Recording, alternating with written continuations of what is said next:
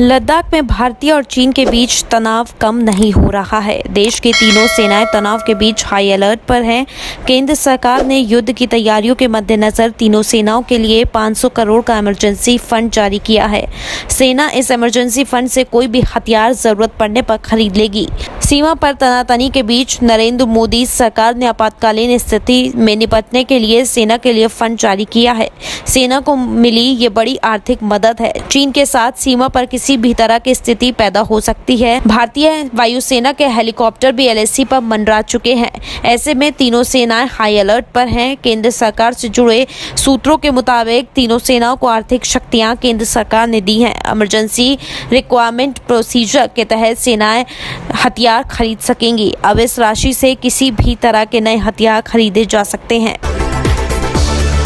America के राष्ट्रपति Donald Trump ने कहा कि भारत और चीन की सीमा पर बेहद गंभीर गतिरोध के बीच उनका प्रशासन दोनों देशों के बीच चल रहे तनाव को समाप्त करने के लिए उनकी मदद के वास्ते दोनों देशों से बात कर रहा है।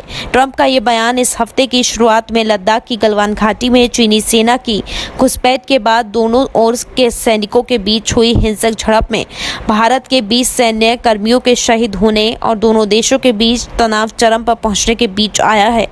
अमेरिकी खुफिया सूत्रों के मुताबिक इस झड़प में चीन के 35 से ज्यादा सैनिक मारे गए हैं। ओक्लाहोमा में कोविड-19 संकट के बीच अपनी पहली चुनावी रैली को संबोधित करने जाने के लिए मरीन वन पर सवार होने से पहले ट्रंप ने व्हाइट हाउस में संवाददाताओं से कहा, वहां बहुत ही मुश्किल हालात हैं। हम भारत से बात कर रहे हैं, हम चीन से भी बात कर रहे हैं। वहां उनके बीच बड़ी समस्या है।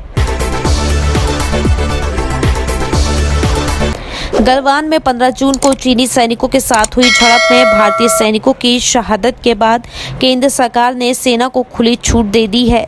यानी कि अगर सीमा पर चीनी सैनिक भारतीय सैनिकों की जान खतरे में डालते हैं तो भारतीय सेना फायरिंग करने से नहीं चूकेगी। केंद्र सरकार ने संभावित खतरे की दशा में सेना को फायरिंग करने की अनुमति दे दी है। सरकार ने यह स्पष्ट कर दिया है कि LAC पर 20 जवानों की शहादत के बाद अगर जान का खतरा दिखे तो फील्ड कमांडर ऐसे रणनीतिक फैसले ले सकते हैं। दोनों देशों की ओर से तय किए गए प्रोटोकॉल के मुताबिक अब तक हथियारों का इस्तेमाल करना प्रतिबंधित था।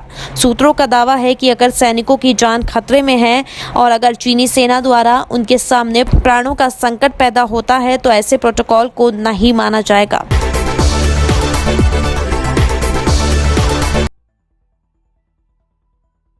देश की राजधानी दिल्ली में आतंकी घुसने की फिराक में है। इसे लेकर दिल्ली पुलिस को हाई अलर्ट पर रखा गया है।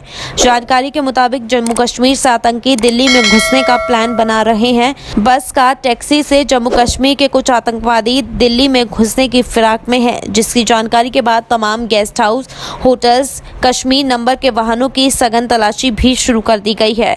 दिल्ली के सभी बस अड्डे, रेलवे स्टेशनों पर भी अलर्ट जारी कर दिया गया है।